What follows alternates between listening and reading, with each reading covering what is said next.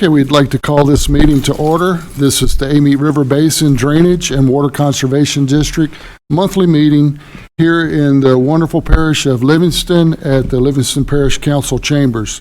Thank you, President DeLotte, for offering us this good hospitality. We always appreciate it. Today is July 8th, 2025, and it's 10 a.m. And if we could all stand and for Pledge of Allegiance, and Mr. Ron Savoy of Ascension Parish, can you lead us in the pledge?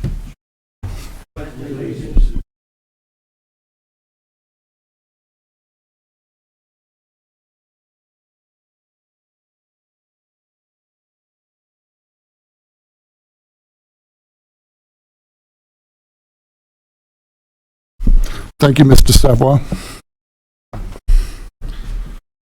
All right, just for housekeeping, if everybody can silence your phones, and commissioners, when it's you want to speak, just remember to hit the button for your mic. Miss Tony, can you have a roll call? Mr. Bailey, Mr. Byrd, Mr. Clark. Here. Mr. Savoy. Here. Mr. DeLatte. Here. Mr. Weber. Mr. Dufran. Ms. Valito. Mr. Harrell. Mr. Harris. Here. Mr. Parker. Here. Rayford. Here. Brian Lazine is absent. Mr. Knight. Here. And Mr. Clulott. Here. Thanks, we have a quorum. Thank you, Ms. Tony. I encourage everyone for public comments, if you could get a card from our executive secretary or in the back, and when you fill out the card, please give those to Ms. Tony, and we'll be more than glad to hear from everyone. Everyone who does have any comments, public comments, it's 3 minutes. Okay, next item on our agenda is approval of our minutes. Commissioners, have you had a chance to take a look at our minutes? Any corrections? If I don't hear any objections, I'll entertain a motion to approve. A motion by Commissioner Parker and a second by Commissioner Bailey. Any opposition? Okay, the minutes passed as written. Any public comments on our meeting minutes? That was for our regular meeting on June 10th, 2025. Hearing none, those are adopted. Next item is approval of our financial statements. Commissioners, you've had a chance to take a look at our financial statements. Do I have any public comments? Mr. Chairman, I make a motion we approve. Okay, we have a motion by Commissioner DeLotte. And do I have a second? A second by Commissioner Parker. Any public comments on our financial statements? Hearing no public comments and no opposition, the financial statements are they pass.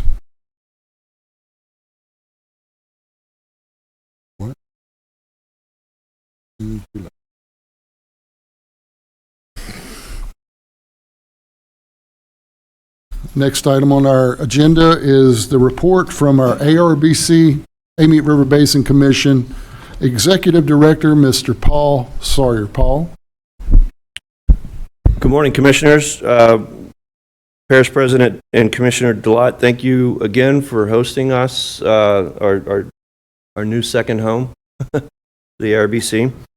Commissioners, in the interest of time for both really great presentation as well as public comments, I'll be as brief as possible. First of all, wanted to announce that the governor has signed into law legislation that the commission has endorsed by Representative Kathy Edmonston, HB 172 and HB 165. As a reminder, HB 172 preserves the exemption for Bayou Manchac to be exempted from the Scenic Rivers Act, so that work can be done, flood risk reduction work can be done in the Bayou, in Bayou Manchac and Bayou Manchac alone. This only applies to Bayou Manchac. The exemption expires in 2030, so that gives us time to complete all of our work in Bayou Manchac. The other bill, HB 165, just removes the deadline by which Amite River Basin Commission is required to promulgate rules and regulations on watershed management. It doesn't remove the requirement, it just removes the deadline. And that deadline, as you may recall, was up until the governor signed it into law, was January 1, 2026. At our last meeting, I mentioned that capital outlay, the ARBC had $2 million in priority 2 for Amite River restoration. Restoration, that's, as a reminder, that's just to identify sand and gravel pits that are abandoned and are degraded, and these efforts would just restore what Mother Nature had originally created, restore these areas, these isolated areas, back to their natural condition. The capital outlay was $2 million in priority 2. In conversing with the chairman of the committee, that was supposed to be converted into cash in an amendment on the Senate floor. According to the chair and the chair's committee staff, it was inadvertently not converted to cash, so it remains at P2. But the chairman of the committee is absolutely confident that in the October timeframe, the State Bond Commission will convert it to cash. And again, that is for restoration efforts just on the Amite River. Commissioners, we concluded our public comment periods, or excuse me, not comment periods. We concluded our public meetings with respect to the ARBC master plan. You may recall that these were the mandated public meetings, although, as you know, we continue to discuss the master plan publicly and remain available for public comment and public discourse. We've offered to go speak to folks anywhere, anytime to discuss all aspects of the master plan. The meetings were held in Gonzales on the 16th, in in Baton Rouge on the 17th of June, in Livingston right here on the 18th, and then on the 30th at Bluff Creek Baptist Church in East Feliciana Parish. At our last meeting, I mentioned that there would be a survey of the river by policymakers and leaders on June 20th. That was postponed because of bad weather. The organizers want to look later in the year for cooler months. This is an opportunity for us to invite stakeholders, policymakers, and others to view the river firsthand up close and see some of the projects that we're working on, especially in the lower part of the basin.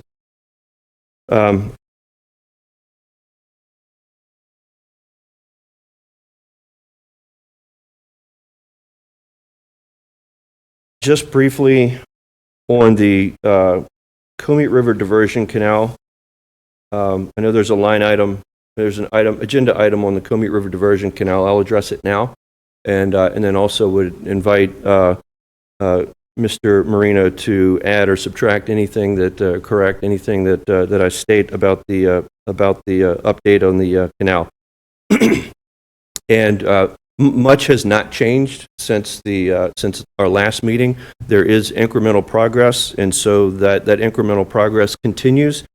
The Department of Transportation and Development continues to identify properties in the Brooks Lake area closer to the Mississippi River to design the outfall, or to provide for the outfall for the canal. There are no other areas in the canal except the Corps is looking at temporary easements along Cypress Bayou, Baton Rouge Bayou, and White's Bayou for clearing and snagging efforts. So there's no property acquisition along those bayous, but they will go to property owners to see if they can stage or manage clearing and snagging efforts in those three bayous. Most of the utility relocation is complete or is well underway. I'll describe a little bit more about that because those utility relocations depend on the other areas of the project that have not yet been excavated and are beginning to be excavated. DOTD is responsible for all the bridges except for Highway 61 and for McHugh Road. Those two bridges, 61 and McHugh Road Bridge, are complete. The other bridges that DOTD has undertaken is Highway 964. That is substantially complete. Highway 67, Plank Road, that is substantially complete. Highway 19 is underway. If you drive out to Highway 19, and it's also recorded on our social media, you'll see construction taking place right now to make way for bridge construction as well as excavation in that area. This is one of the areas that had been slowed down from the Florida Gas utility relocation. Those utility relocations are, for the most part, and I'll defer to Mr. Marino to get in the weeds of those transactions, but those utility relocations, Florida Gas, which have been stalling the project for literally years now, those obstacles are being removed, which is why Highway 19 is underway now. Construction is underway now. Excavation is underway now. As I mentioned in the previous meeting, the 6 remaining contracts are targeted to be all advertised, bid, and awarded by the end of this year. So by the end of this calendar year, there should be no more outstanding contracts. They will all be underway. Channel Segment 1 is 70% complete. So Channel Segment 1 is the area between Scenic Highway and Baton Rouge Bayou. That had been held up because of the Florida Gas utility relocation.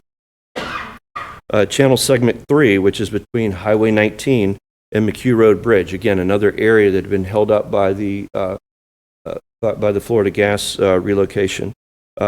The solicitation period is underway now, and identifying utility relocations and making plans for those utility relocations are underway. The diversion structure, which is at where the convergence of the Amite River and the canal will occur. That's the last project that's going to be completed. Obviously, because you can't invite the river into the canal until that thing is done. That will take probably 2 years to complete, and the solicitation for those bids is underway in this month. Lastly, Channel Segment 2, which is between Cypress Bayou and Highway 19. Again, I keep mentioning Highway 19. That gives you an idea of where the problem area had been with the Florida Gas utility relocation. That will be advertised. It's on schedule to be advertised early next week. And I think with that, lastly, one other thing I will say is that we've been making tweaks and identifying improvements to our public engagement, social media, website, public appearances, and other mechanisms to communicate with the public. We have drafted an inaugural newsletter that we hope to send out. Hope to invite the public to participate in the discussion. Keep track of what we're doing, as well as provide us feedback on ideas, frustrations, comments, questions. And so we're striving to, as we say, find the people where they are. So we can always hit our social media, we can always hit press releases, we can always put stuff on our website. We know that's not enough. And so we continue to strive for finding other ways to communicate with folks. And the newsletter, as simple as that sounds, it's a one tool where we're going to try to reach out to people as often as much as we can to try to stimulate the conversation. And newsletters can be forwarded, newsletters can be subscribed to. So it's one simple mechanism, but we're also hoping to hear from folks on other ways that we can communicate and continue the conversation. Unless there are any questions, that concludes my report.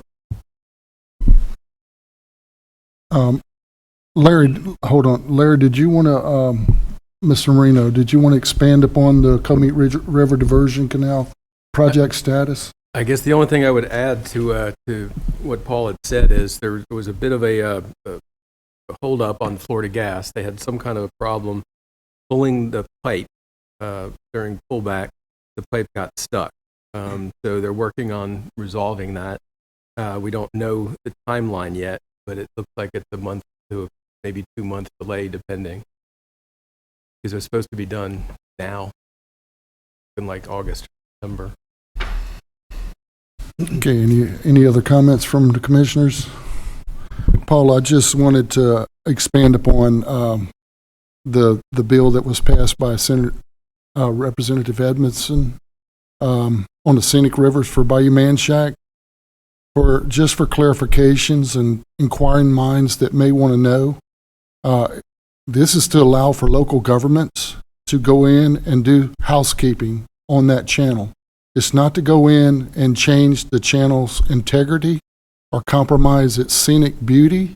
It's just to remove some of the fallen trees and the debris that is piled up in the channel that is not making it scenic anymore nor function anymore. That's simply it. They're not going to widen it, and they're not going to deepen it, they're not going to concrete line it, they're not going to straighten out the curves. It's just everything to natural bottom to natural width. And the other thing is the capital outlay, just to clarify, that Paul mentioned, that we received for the upper Amite, that is for restoration purposes. That is to restore some of these areas along the upper Amite River that's abandoned sand and gravel pits that looks like a lunar landscape. And to get a test site, to find out and use that site as a test site to find out what works. And then once we realize and figure out what works, we can apply that on a larger scale. We're looking at 8 miles of river that's been lost up there. And what I mean by lost, rivers, and you'll hear this soon in this presentation coming up by DEQ, water doesn't like to flow straight. It doesn't like straight. It's like curvy, sinuosity is what it's called, meander, serpentine. All those curves have been removed due to sand and gravel activity from the channel. So now every curve you take out of the river, it's like taking a step out of the staircase. So imagine that. And that's where we are, and so that makes the river very unstable. And all of that water rushes down. As it rushes down, it's tearing down banks. It's tearing down banks below. It's tearing down banks above. And you'll hear about that from DEQ. So I just wanted to explain to everybody that that is for restoration purposes.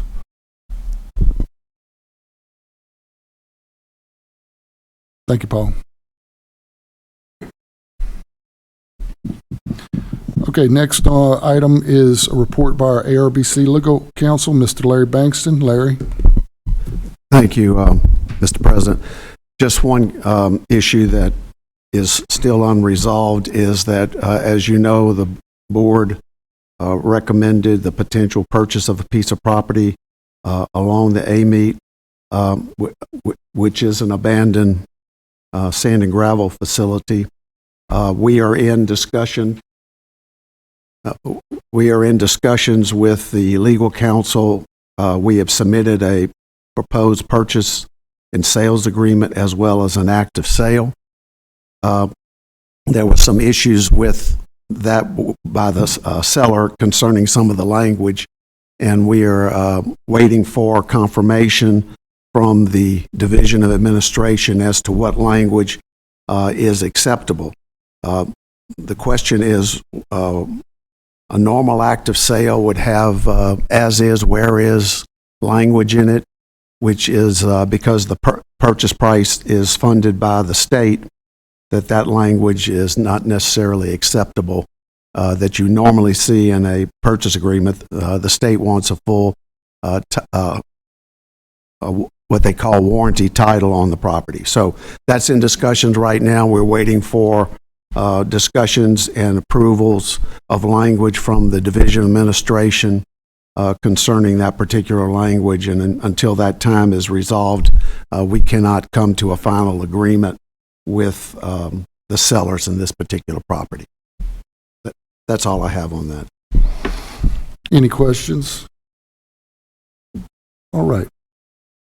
Thank you, Mr. Larry. We're looking forward to moving forward with the acquisition of that property, but like he said, it's state dollars that we received, and we got to jump through all of those hoops and red tape and follow those rules that apply to the program that the money's come from. Hopefully we'll get there.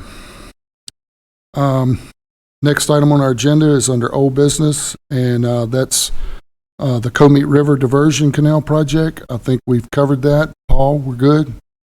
Larry? Okay. All right, we'll move on to our next item. It's under new business, and I don't know, did we want to do that first? Okay. Yes, under new business, we have a presentation by the Louisiana Department of Environmental Quality. It's their watershed planning and engineering section. Something that's very exciting. I encourage every one of y'all, private landowners, local leaders, to listen to this presentation closely, because it's going to be the wave of the future when you're dealing with rivers. Something that is unconventional, but it's the way Mother Nature intended things to be. And I introduce Mr. Chuck Berger. Are you ready, Chuck?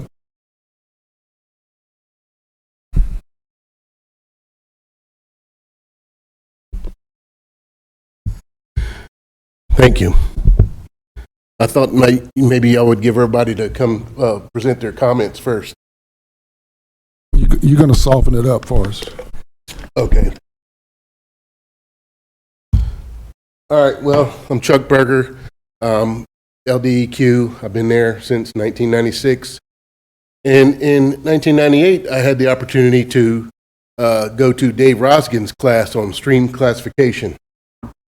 And what I do at DEQ is I do water quality modeling and TMDLs, total maximum daily loads. That's determine how much pollutant can go into a water body. So with that, you have to know a lot about hydrology and hydraulics and how that relates to water quality.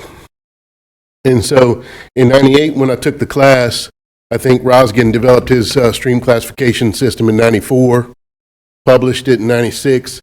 So going to the class in 98 in Colorado was a great opportunity. And we didn't have a lot of opportunity to use it then, but the thing I came away with was a better understanding of how rivers work. So fast forward to 2018, we have the Watershed Initiative, and there was a great influence or a push for natural channel design, nature-based solutions. And so when we started doing that, I started, and we've got a new approach to the TMDL program, which allows us to do something we call TMDL alternatives. I started to say, hey, this could be a form of TMDL alternative for us. And so I went to kind of a refresher course, because we have a project we're working on that's going to involve natural channel design.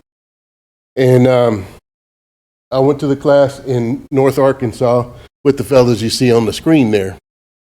And the title is How Do Rivers Work? Basic Principles of Fluvial Geomorphology, Stream Classification, and Natural Channel Design. Well, that's all just very fancy terms, you know. But, and first of all, I want to say most of these slides, after I went to that refresher course, I came back and said, I told him at the end of the class, I said, I think I can go do this, because the guy who taught it, Dave Bottlespach, is, you know, he's very, very good at what he does. And I came away feeling I could go do this, you know. And I told him that, and he said, yeah, you could. So when I came back to the office, I put together these slides, and I borrowed a lot of their slides and made some of my own and taught it to the people in our office. And I just want to give credit to them, Lee Forbes. And if y'all who don't know it, but Lee Forbes, his uncle was Max Forbes, worked for DEQ as a contractor for many years.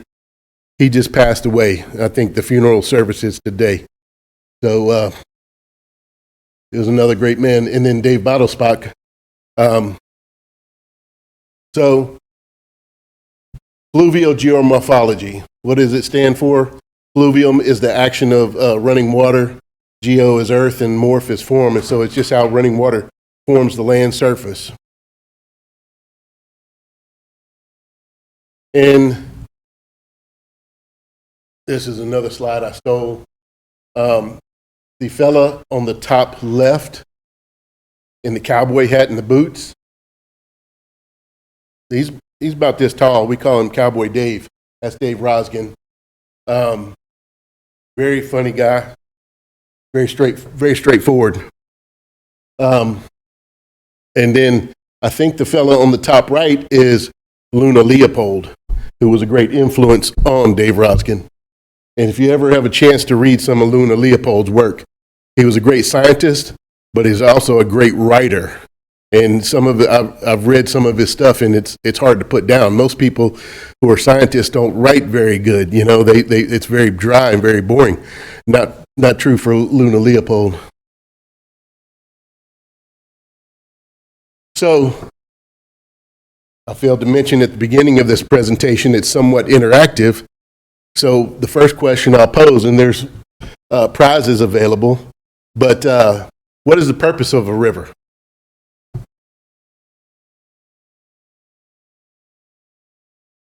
Who's going to be first to answer? Anybody, somebody. I'll try. To move water from high to low, gravity flow. That's a good one.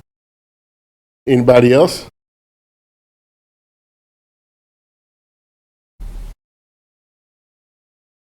So gather, store, and move water.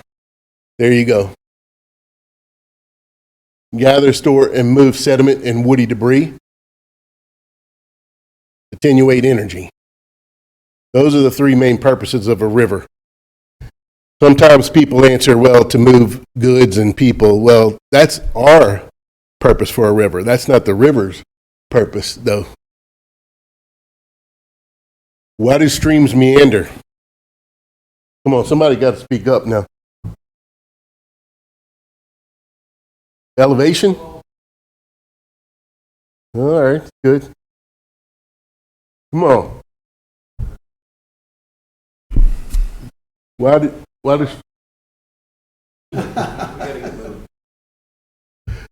do streams meander? I got a bag of goodies right there. Come on. All you got to do is speak. Dissipate hydraulic energy on its way from high to low. It depends.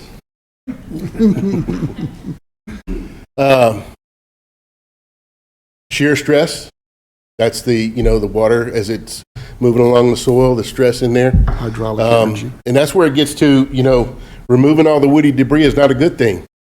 There's one example in Dave Rosgen's book that I was reading about where some well-intentioned biologists in some northern watershed were trying to improve this river. It was having some biological impairments, and they removed all the debris out of the bed of the stream. And what happened was it all washed out, and they lost all the habitat. So they had to spend all this money to restore it. The things that are put on the river generally are things that the river has deemed needed to be there. And that all acts together to form how it meanders and how it flows. And one of the things you do in the stream classification is you're looking at what's the bed material. So valley slope versus channel slope.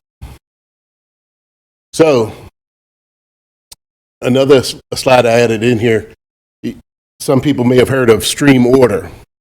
There's 12 orders to a stream. This is separate from the stream classification system, but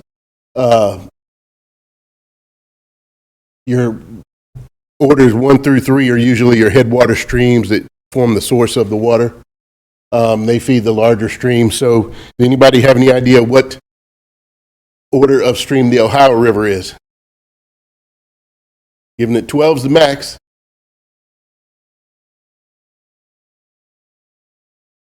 Ten, you say? Close. 8th. Now you should probably get the next one now. So the Ohio feeds into the Mississippi, right? Yeah. Okay, got you. Yeah, and see, when you, the way it works is two first-order streams come together, they form a second-order stream. Two second-order streams come together, they form a third-order stream.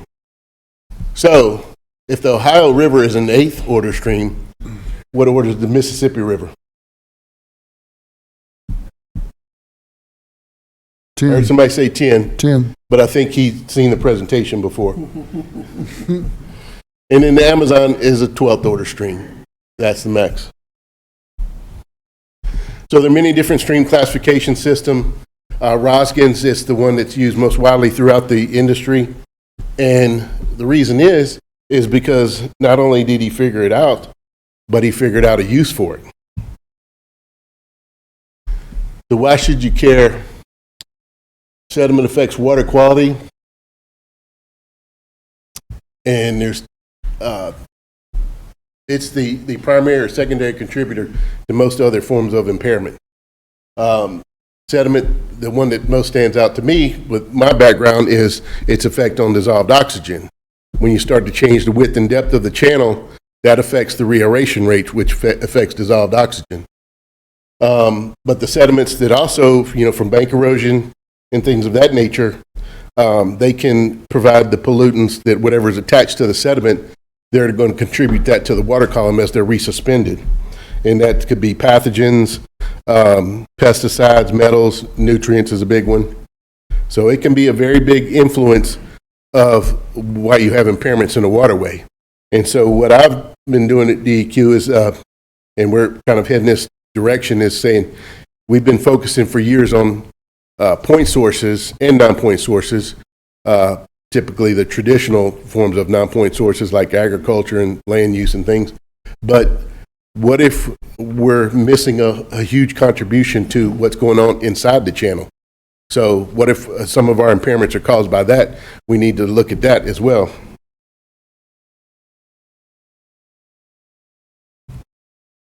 So again, just some notes on stream classification systems. A couple of different types that were created over the years. And then Roskin's was created in 1994. Why should we care about classifying streams and rivers?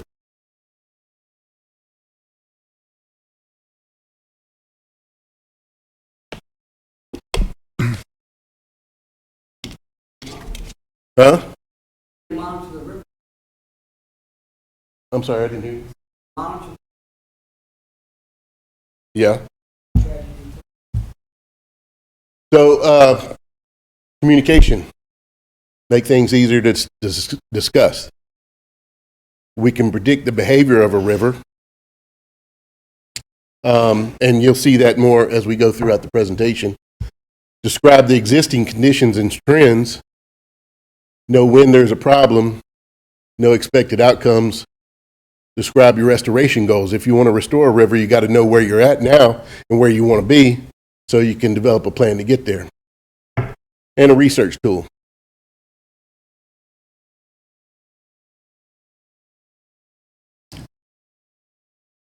So Roskin's classification system centers largely on a term they call bank full.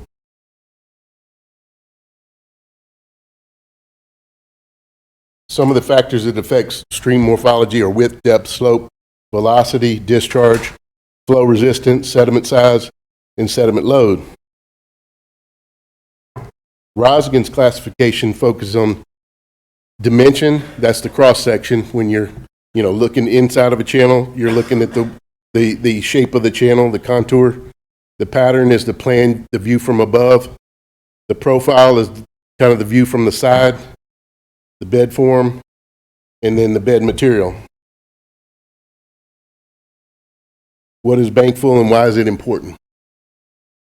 Most of the work that builds the channel is done during bank full conditions. People think that most of the sediment load is moved during flood conditions, and that's not necessarily so.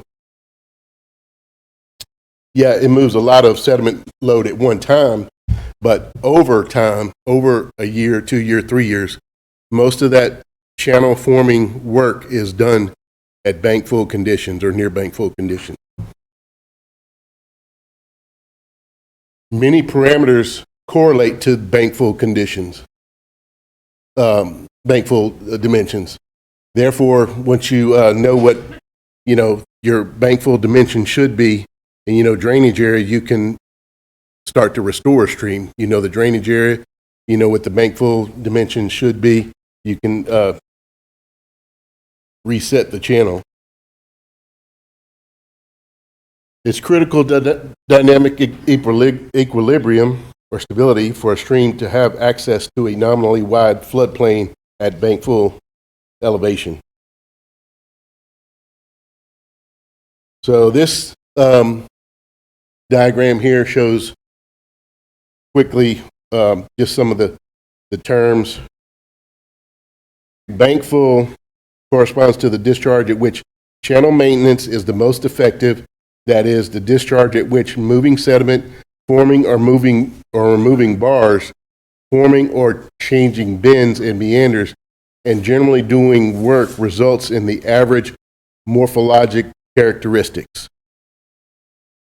So what that's saying is the channel is going to change over time, but overall it's going to remain the same. It might move a little bit one way or the other, but the bank full dimensions are going to remain the same. The relationship between the floodplain and the bank full is going to remain the same. So, and there's some relationships that have proven to be consistent throughout a stable stream. And the goal of this is to create a stable channel, so you're not in there having to maintain it year after year.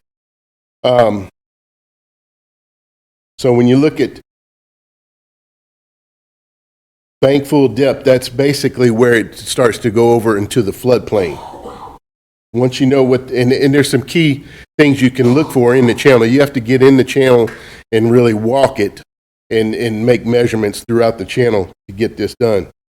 But you can, once you determine what the bank full width here, like in this case, you know what the bank full depth is. It's the part, where the water surface elevation is at bank full to the deepest part of the channel. You take 2 times that's going to put you up to where your floodplain, about where your floodplain is going to be. So there's some relationships like that are pretty consistent that you can use.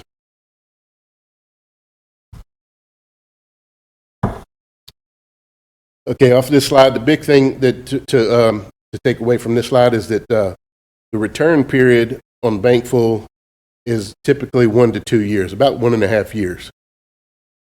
However, in areas where you have convective thunderstorms, dominant systems, it can be 5 to 15 times per year.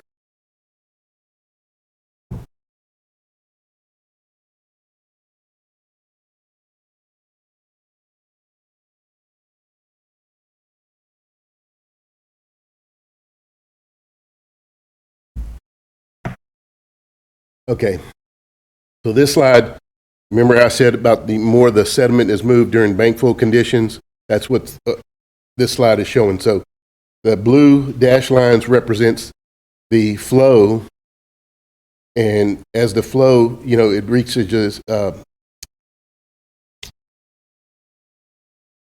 you get to higher and higher flows, it becomes less frequent. But then as you get, of course, with the greater flows, sediment's going to be transported and more sediment to be transported with the greater flows. However, when you multiply those 2 curves together, it shows that the transport rate actually maxes out around that bank full flows. Does that make sense? Yeah. It's something I have to let sink in too. The blue dash line is your flow. So, these flows occur more frequently around bank full, but as you get to greater and greater flows, it's less frequent. But as the sediment transport rate constantly increases as you get more flow, but the maximum amount of sediment over time being transported is right around that bank full flow, is what the red dash line stands for.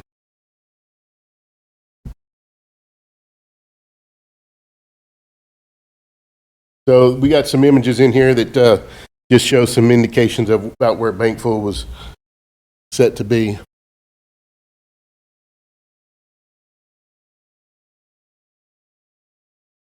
Some of the key indicators for bankfull is, and again, Dave Rosgen says that if you don't know bankfull, you don't know much. But Dave Bottlespock says, well, kind of, sort of, but you know, as long as you get it close, you're good. Because it doesn't affect the end result if you're a little bit off. But it's somewhere usually between the top of the deposition, that could be your, you know, point bars or mid-channel bars, and the bottom of the scour line. So if you look over here, you got some deposition possibly, and you can see some scour in some places over here. So it's going to be between the top of the deposition and the bottom of the scour line on the bank.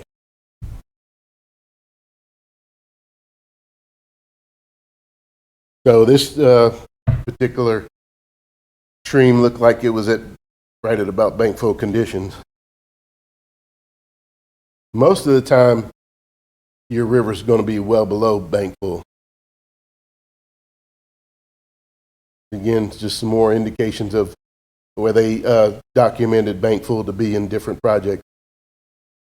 And again, the scour, the bottom of the scour line is usually referred to as bankfull high. And then the deposition, the top of the deposition would be bankfull low. So it would be somewhere in between those two. It's just the cross section, as I said. And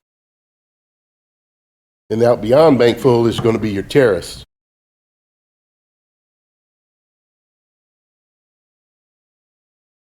This slide I included in there because this is something that I was wondering about when the channel is in degrading, let's say. When degrading refers to it's digging down deep and it's eroding out and getting lower. Grading, it's depositing material and the bed's building up.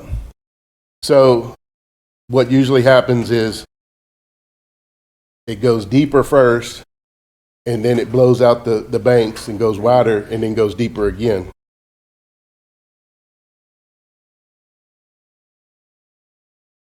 So getting into the stream classification system, the first thing you do is calculate the entrenchment ratio. As you saw on some of the previous diagrams, you have the width of the flood-prone area. That's basically your floodplain. And the width of the flood-prone area divided by the bankfull width, that's your entrenchment ratio. And that's the first item that you calculate for the stream classification system.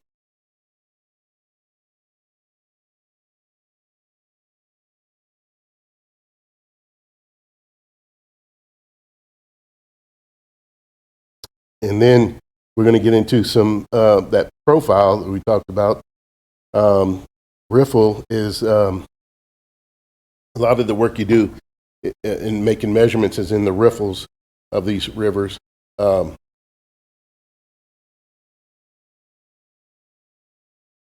we talked about sinuosity. That's the view from above, the plan view. So it's simply the stream length divided by the valley length, or the length along the river divided by the straight line length. And that's just a measure of how curvy it is. And as I was digging into this, I got to thinking, well, this is just like, rivers are just like radio waves or anything else. They refer to belt width and radius of curvature and wavelength. And all of these things are proportional. The width is proportional to the flow times to the 0.5 power. The thaw weg, for those who don't know, that's the deepest part of the channel where most of the flow is going.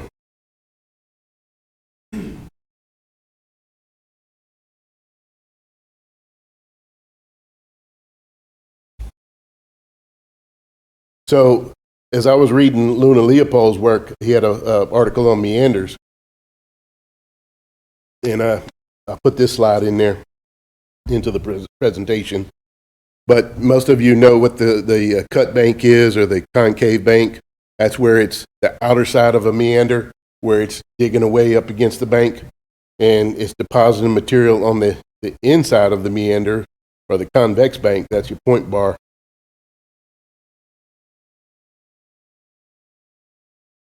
But it just so happens these meanders take the form of a sign-generated curve.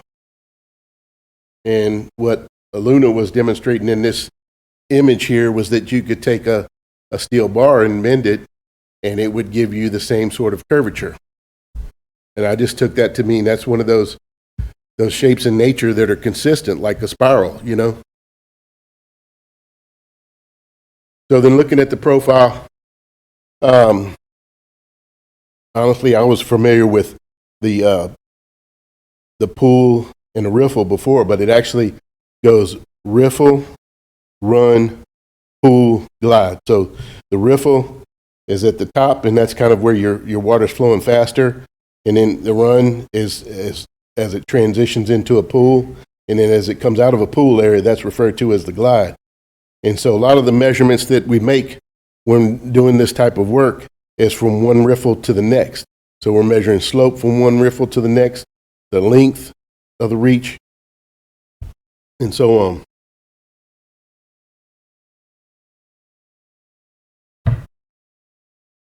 And if you ever look at the USGS's work a lot, they'll have terms like left descending bank, right descending bank.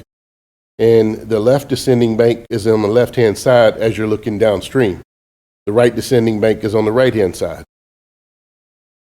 Always looking downstream. Here's some more diagrams indicating, you know, the different parts of the river. Again, this is more on that channel succession. As I said before, it usually degrades and then it widens out and then degrades some more.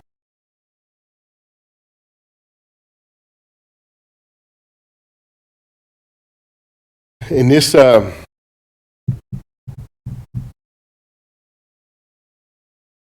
WARSS right there, that WARSSS, that was something that developed by EPA and Dave Roskin as, again, evaluating a stream and what condition it's in.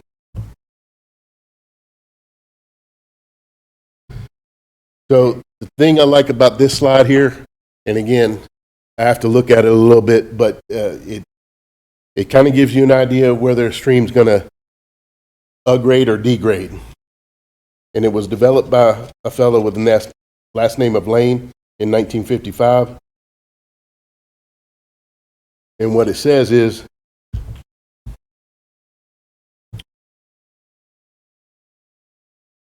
the flow of sediment times the median particle size is proportional to the flow of water times the slope.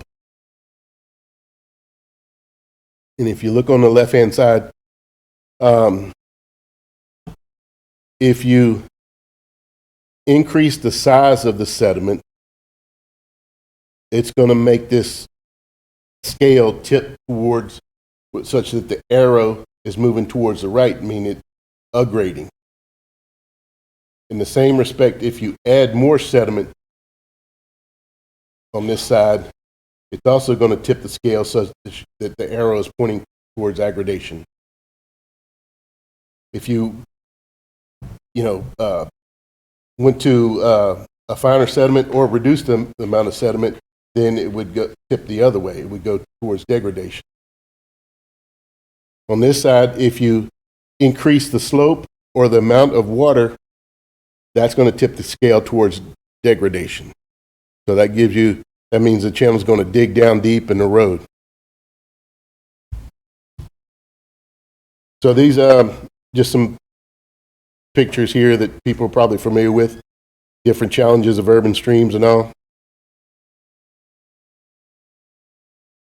Most of the time when you're doing this work in urban situations, you're working to help the river become stable with the constraints that man has put on it.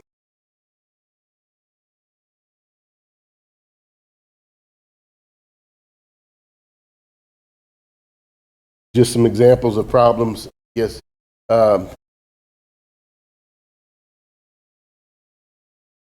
Main thing on this one is you have a lot of armoring there. There's a sign there was probably some erosion going on. On the left-hand side, you had a channel that had too much energy in it. See, energy, I think you mentioned with the weir down at the lower Amite. That's really an energy problem. That's why soil is being deposited in the lower Amite, and it's filling in. It's a lack of energy to carry that sediment on throughout the channel. But on this particular image, you had too much energy, and therefore it's a lot of bank erosion digging down deep. And on the right-hand side, you had not enough energy. And this is just an example of what you like to see in a channel. You know, you like to see some pools, some riffles, some rocks, some woody debris and leaf pack. Again, don't know what was going on in these situations, but those are definitely problems.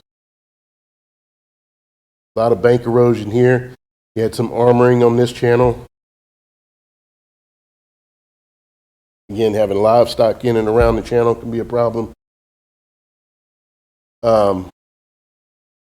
Again, too much encroachment on the floodplain can lead to problems.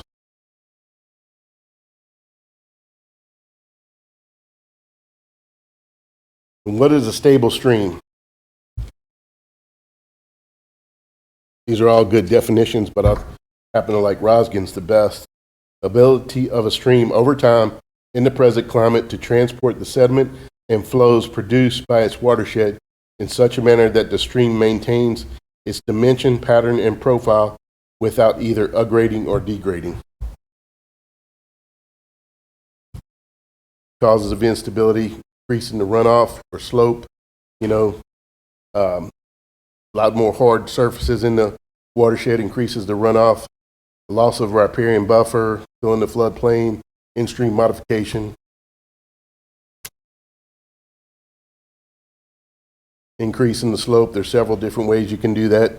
Channelizing it is one of the biggest ones, removing the meanders, as they've discussed. If you have a reservoir in there, if you start to lower the surface of the reservoir, that means more flows going through the system, or if you have a dam break.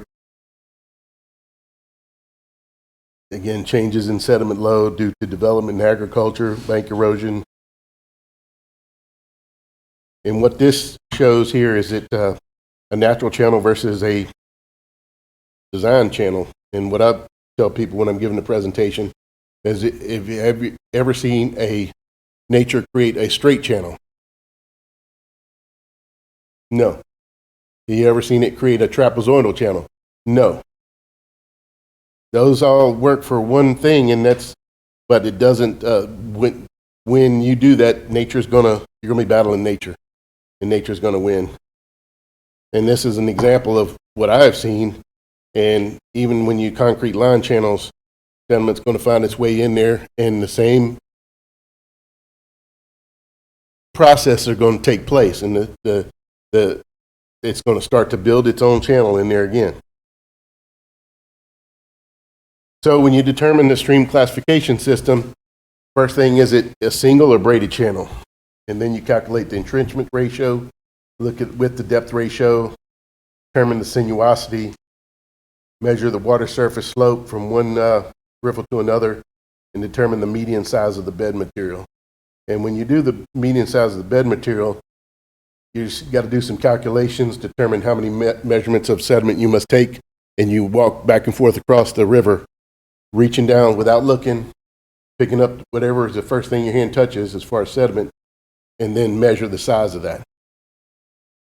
I think when we did it in the class in Roskin, we had to do it like 100 times. So then it breaks down into the different classifications of size of the bed material. Again, all of this plays together. So, and then this is Roskin's stream classification system. So you see that it first starts off at the top with the single channel or braided channel. If it's a braided channel, it's going to go to a D or a D sub A. Then single channel is going to be A, G, F, D, E, or C. And then once you determine the entrenchment ratio, say if it's greater than 2.2, thing that is. It's going to be E or C. Then it narrows it down as you get to the sinuosity, the bed material size, and so on and so forth.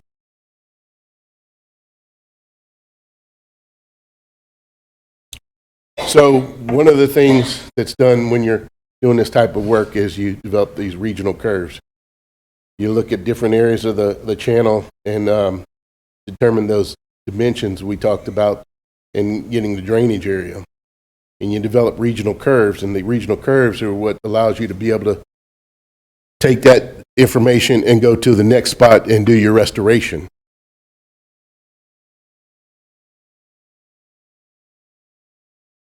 And so one of the things I learned when we were out in the field making measurements is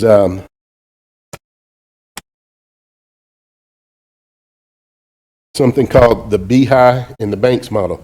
BHI stands for Bank Erosion Hazard Index, and it's a way you can go along the length of the channel and determine the amount of sediment contributed by that reach of channel.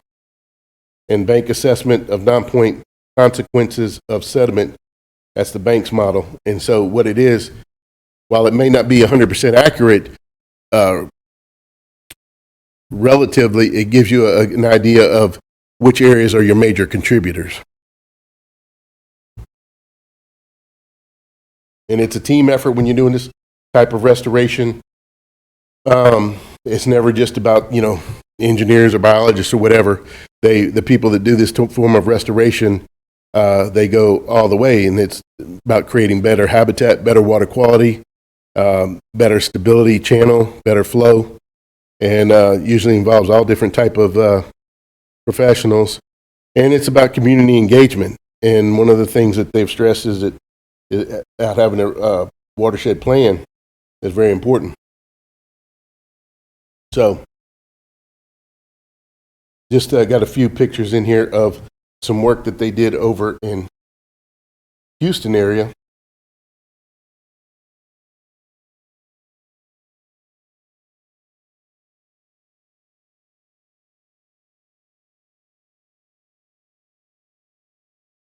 So you got some before and after pictures there. Before at the top and then after down at the bottom.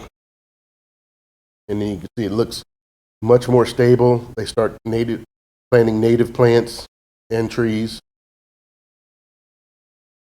And then that was like 2009. And then the same streams in 2017, you could see that things were starting to grow back and progress along the way.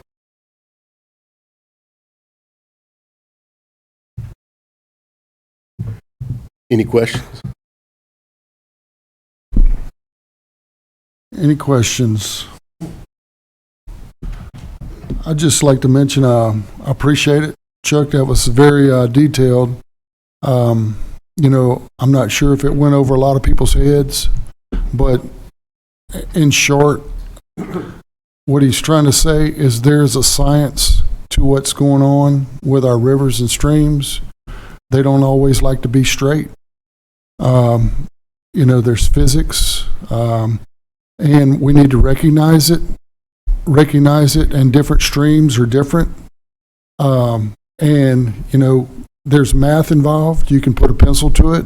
You can figure out where you are with a certain stream on its condition. Is it stable or not stable? And based on those conditions, you know what to do to fix it back and make it straight. But first, you got to know what you're dealing with. And it's an exciting new discipline that is becoming recognized, as some of these old guys. Leopold's been doing this forever, but you can see some of this Roskin stuff, Dave Roskin, who really put it to pen and paper, and the math behind it. That just got started in the 90s. So, we're set in our ways with, we think the quickest way to get water from point A to point B is a straight line, and that's not always the case when it involves Mother Nature. I've tried to figure it out myself, why do rivers like to curve back and forth. Maybe it's because of H2O. hydrogen and oxygen, 2 hydrogens, 1 oxygen. So it's kind of flip-flopping back and forth, kind of like a sine wave, cosine, geometry, trigonometry, just like acoustics, harmonics. But there is something going on. We need to recognize it and start working with it and not against it.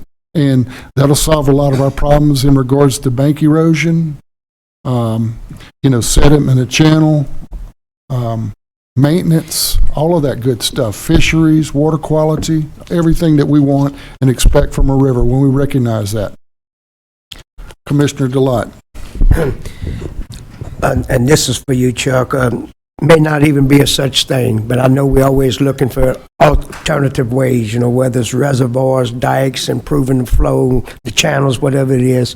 Is there such thing as injecting floodwaters into the ground like they do certain other things, like carbon or anything of that nature? There's no such thing as that, is it? It's not my, not my, cup To of tea me, here, I guess. it's cheaper to dig a well and inject your excess water and take it back out when you need it. Well, that's a new one. Well, what I stress is work with nature. Everything we do so far has been working against nature, against once you start dredging, then you have to dredge again. And so with this natural channel design, it involves dredging, but it keeps those relationships in mind that we talked about in there. And so if you do it with that in mind, then you're working with nature and you're going to help that river. For the most river's part, working geologic time. it for the most part 200 maintains years. itself, right? What's that? For the most part, it helps to maintain itself. Yeah, a river's self-maintaining if we let it be. But we got to help it get there, right? And so we have put constraints on it, do development and that, stuff, that's understandable. But the river is reacting to things that we've done to it for the past 200 years. They work in geologic time. Man doesn't operate that way, right? He wants to do a project and fix it in 3 months. Well, this helped the river get there and meet the constraints that man has put on it in that more reasonable time frame.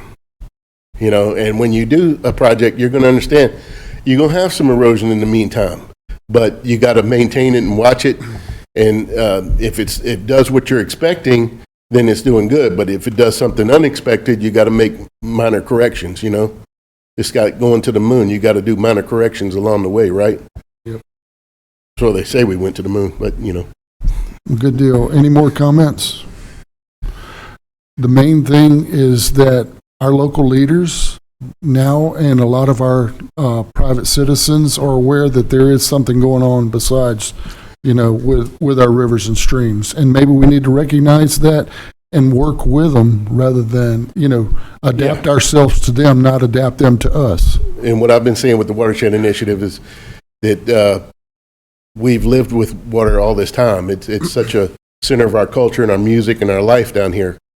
Let's find a way to work with water. But they're doing this in Texas. They're doing this in Alabama, Arkansas, North Carolina, all around us. Why not here? And we are actually pursuing a project in the Hammond area to show that it can be used for water quality improvements and addressing impairments. And so, there are other states doing something similar to that, but as far as we know, we're the first in Louisiana to be doing that, so we're pursuing that. So that's why I encourage people to consider this, Who's funding that program? We're not there yet. Oh, okay. Conceptual. We've got we got a concept, and we're fixing to be meeting with the local governments out there. Good deal. We look forward to hearing about that. Okay, thank you. Okay, referring back to our agenda, under new business, Mr. Larry Bankston would like to introduce a resolution that has been presented to us by the East Feliciana Parish Police Jury. Mr. Larry?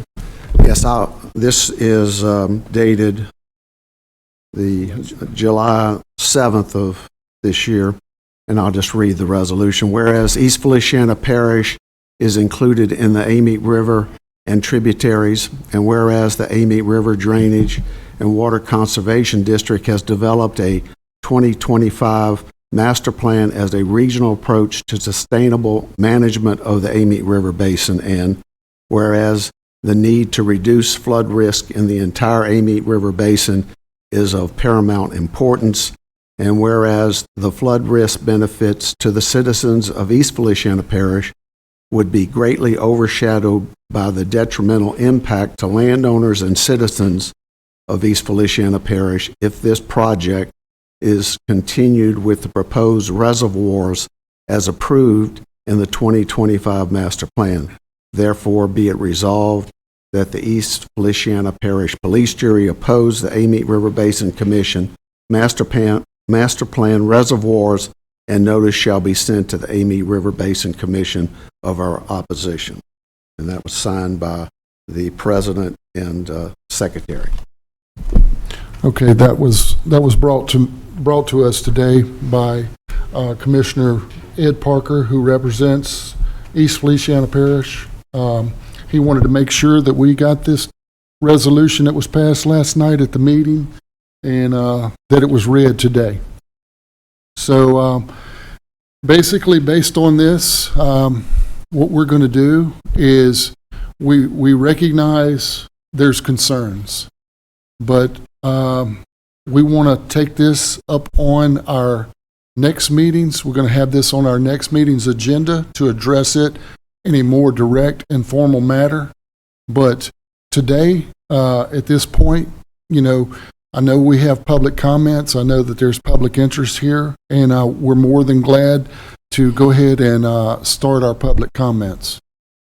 And as a reminder, everyone who comments, we limited our time to 3 minutes. Am I clear that no action is going to be taken on the resolution at this time? No action is going to be taken at this time. We'll take it up at our next meeting in a more, formal. This was just kind of sprung upon us. Everybody as a whole, we got, 13 people on our commission. So we need to make sure that we address this properly.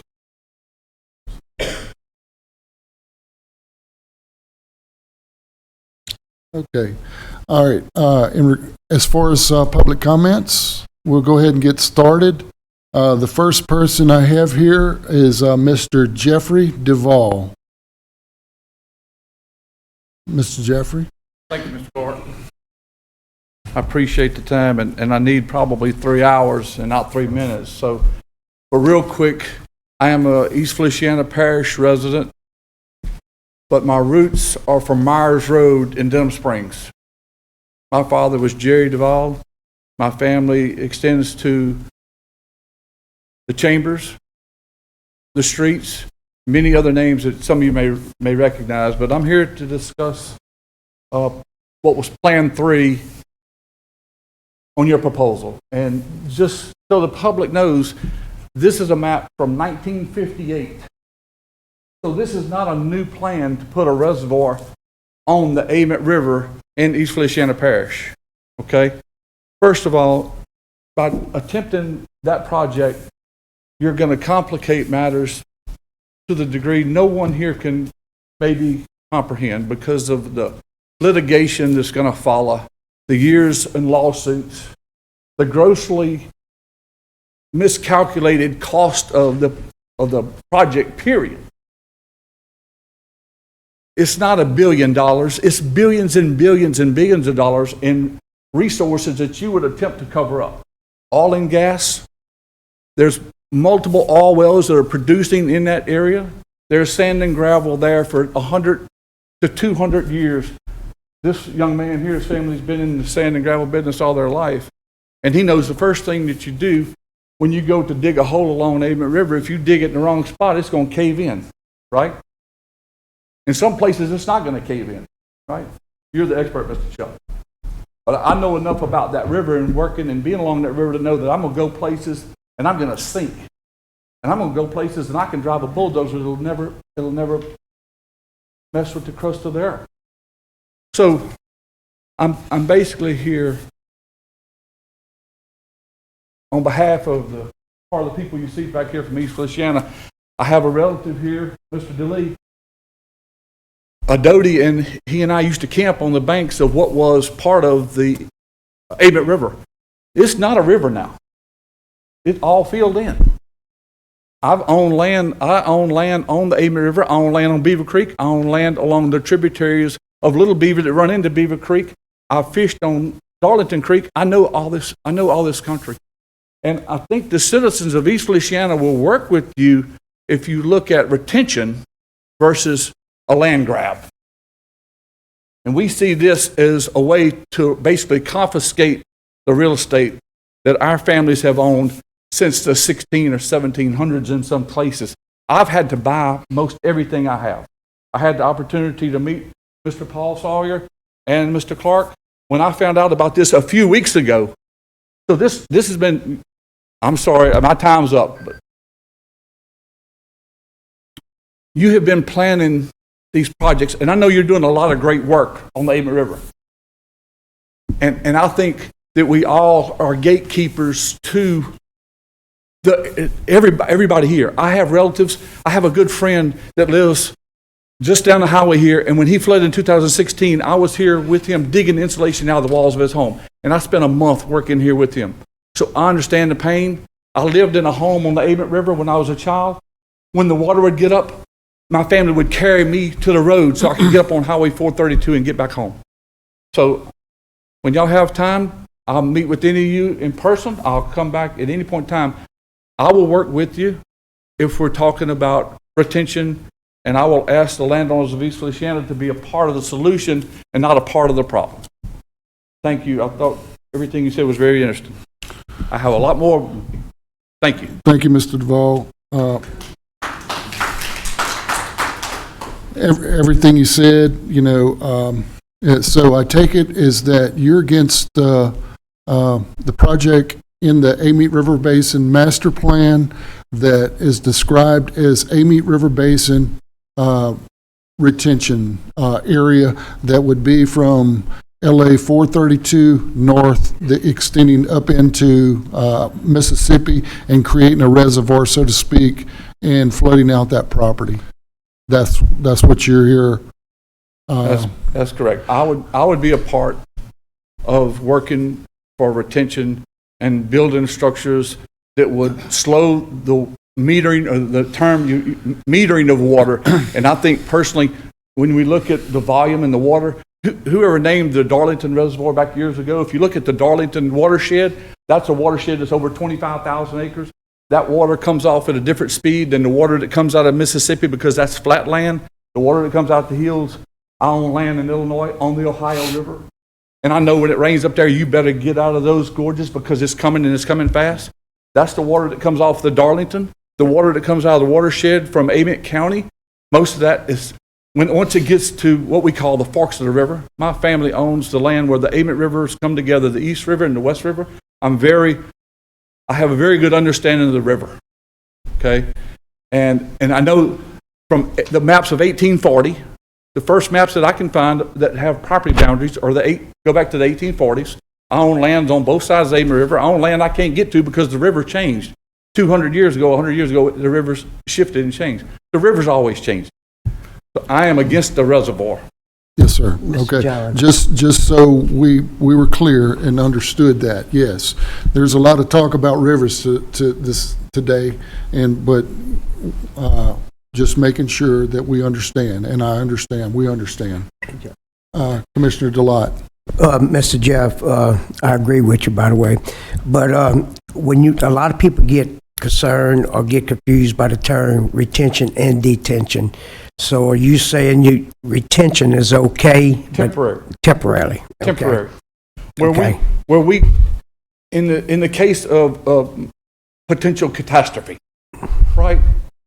If you have to meter the water to a point where the water from East Bedford and Livingston Parish can be removed from the waterway, and then the waters from the upper part of the basin could be slowly released back into the system until that ground is dry and is usable back for me as a landowner. Yeah, hence the Guadalupe River in No, Texas. no, I didn't even want to bring that up. My heart goes out to all those families. I And have the- tears every time I watch that. And Lord, if something like, look, this failed twice because the Corps of Engineers said that the sediment was not suitable to build a dam. Why are we having this conversation? This is my point. We should be talking about, look, and I'm not that smart, but the structure for a reservoir the volume of that structure, to me, would exist at an elevation and a point that just temporary floodwaters would be totally different. So the cost and everything, and we're probably talking about, I'm just thinking, we could start projects like this in 2 or 3 years. Yep. All right. Yeah, we got some other speakers, Mr. Duvall. I really appreciate it. Thank you. Your representation for your area and everything that you said has been heard. I just want to clarify to you guys that has this concern in mind is that the Amite River Basin Commission, just like this master plan, we were put together under Act 490, and we have to check these boxes in order so we can exist. We know what needs to be done on a local level. Our parish leaders know what needs to be done. But in order to stay together and function as a group who speak as one, share the same problems, the same goals, we have to do these things that are mandated by the legislature. One is to do a master plan. Now, I also want to bring up the fact that this Upper Amite River Basin Retention Pond project idea, that was something else that was mandated by the legislature. There's resolutions that gave DOTD put them on a mission to look at possibilities, evaluate possibilities in the Upper Amite River Basin to retain water. You know, Darlington was always one of them. Obviously, that dog probably ain't going to hunt, but look at other options. And they looked at an option, and the option that showed up in our master plan was from that legislative mandate. Now, the way I read that resolution from the legislature and the Senate back in 2023 and 2024, it says it was to look at all options. Well, what we have in our master plan is 2 options. Looks like 2 options, okay? So it ain't over till it's over. So maybe we can find some middle ground here, you know? But one thing about it is, like I said at the meeting up in East Feliciana Parish, is that nothing more I'm excited about is now y'all are listening, y'all are engaged with us, and we want that because we want to represent y'all. This is not about us, this is about what y'all want. Y'all tell us what's wrong, where's it wrong, and what needs to be done. And that's what we want to try to do. But we also have this legislative mandate, and that's where this project come from. Okay? Nobody here put that project in our master plan. And I know the local people didn't. But, you know, so you'd have to take that up with the state capitol. So, I just wanted to clarify that.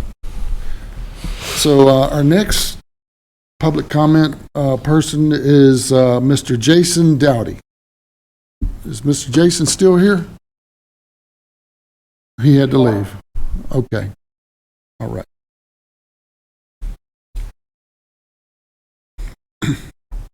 Okay, next public comment is Miss Chrissy O'Quinn.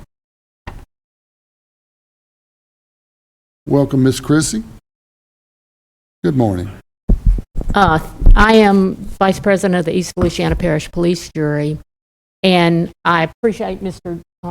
Duvall's comments, but I want to make sure that you understand that we are opposed to option 1, option 2, and option 3 from East Feliciana Parish. Not just 2 options, but the entire thing. And I do have a certified copy here. If you didn't, I don't know if you got one yesterday. Okay, the other thing that I want to say up here is we didn't know about this. And so it was a surprise for us. We found out about 2 weeks before we had a meeting where we had 400 people, 300 at least, people in Bluff Creek. That goes from there to the fact that we watched your last or 2 meetings ago where Mr. Clark, you said you had a unanimous vote. Mr. Parker was not here at that meeting. That's the day that he had an issue and he wasn't able to make it. And you spoke for him and you said that he was behind this project. Now, we've been told he was not behind this project. So I don't know where the story is going. We've worked with Mr. Parker for a long time, and he's done some very good things with us, for us. But for that comment to be made that is being, he said he didn't, and, you know, unfortunately, we know him, we don't know you, but it says on there that you all had a unanimous vote because he called in. So all I know is we didn't know about it. We're not real trusting right now. And I just feel like I need to say that because that's the way our people feel. Do you want this certified copy or you have the certified copy? Okay, thank you. Okay, Ms. O'Quinn, I wanted to clarify that when I mentioned that Mr. Ed Parker, in his absence of being here on the vote for the Amite River Master Plan, he is for it, the master plan. I didn't say he was specifically for this upper retention. That was never a point of discussion.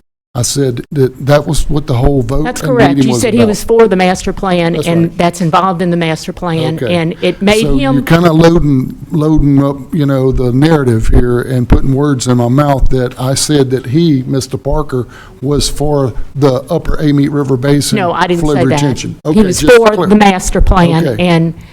and that caused quite a problem. We were mandated to put that in, and, you know, we I understand that, but it's- you gave some words to him that he's telling us weren't said. Yep, so, and understand this, we were mandated to do this, and we done it in a short amount of time. We only had a short amount of time. If we had a longer amount of time, it would reflect more of what we did, but we were able to check that box and stay alive, and rather than us all fall between the cracks. And that's what would have happened if we wasn't able to do this. And the master plan is just a starting point. It's a baseline. It's a dynamic document. It's a working document. And it's going to always change to reflect the local input. It's not going to be political or stakeholder, you know, it's always stakeholder driven. So just letting you know that now we don't have to keep reinventing the wheel every time it floods. We have a master plan that can reflect, you know, some of what we've identified as wrong and where it's wrong and what needs to be done. And that can survive changing administrations, people pass. You know, we don't have to keep reinventing the wheel. So that's kind of the tenets of having a master plan. It's not in the Bible. It's not in the Federal Register or anything like that. It's not law, you know, but by law, we had to come up with one. So that's all. Well, as a parish, our police jury put down exactly how we feel about it. Thank you. Thank you, Ms. O'Quinn. Okay, next public comments is by Mr. Billy Andrews. Did I say that right?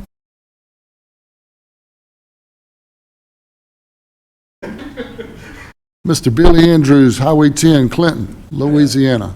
That was the first pass on Monday Night Football. I've heard a lot about you and the teams that you've coached, championships, everything. Yes. Well, thank you. I'm not here because I'm an NFL football player.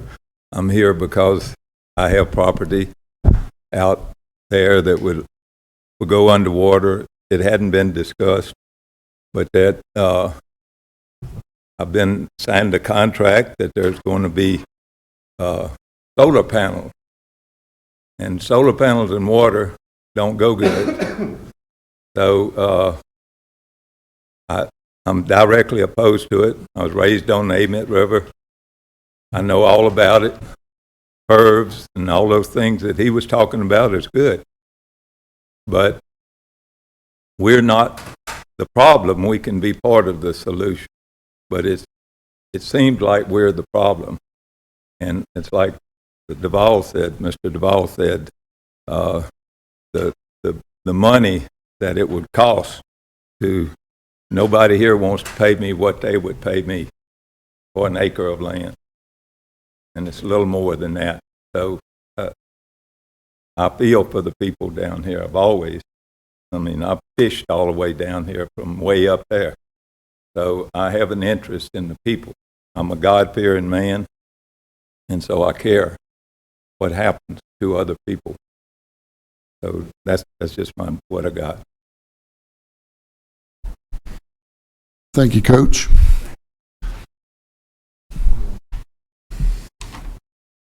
Okay, our next speaker is Miss Carmen Overton. Yes, ma'am.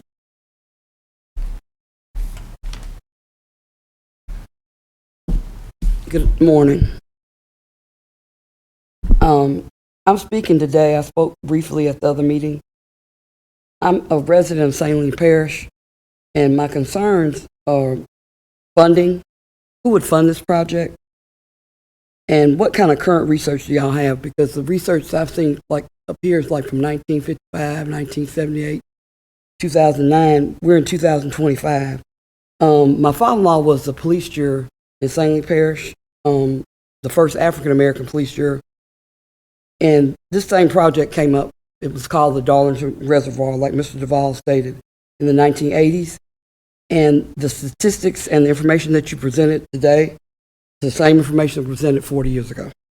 I've lived in St. Louis Parish for 41 years. My oldest son was born in 1984. So we have property, just like most of the people here are private owners. But I'm here in reference to my father-in-law, who's still living at 95. And I asked him this morning before I came down here, and his mind is sharper probably than half the people in here. And he said, again, why he was against it. And the reasons are the same, because it's going to destroy the land.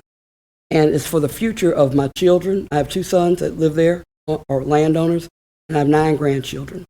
I might not live to see what's going to happen, but when the destruction of the land happens, who will buy the land? And how can they live on the land? How can they grow crops on the land if it's flooded property? Now, the tragedy that happened in Texas, nobody could predict that. That was God's work. Because the reason why I say that, at 1 o'clock in the morning, they set that siren off. And my heart goes out to every last person. I can't even imagine losing a child that way. You send your children off to camp thinking they're going to be safe, but a dam wouldn't stop that. So we make a lot of speculations and predictions, but we have to live from day to day. So I'm asking you, as a private citizen, as a retired school employee. We hear you. Okay. And we're going to have an item on our next monthly meeting agenda to work to address the resolution that y'all provided us today. And commissioners, any comments? Okay, hearing no more comments, do I have a motion to adjourn?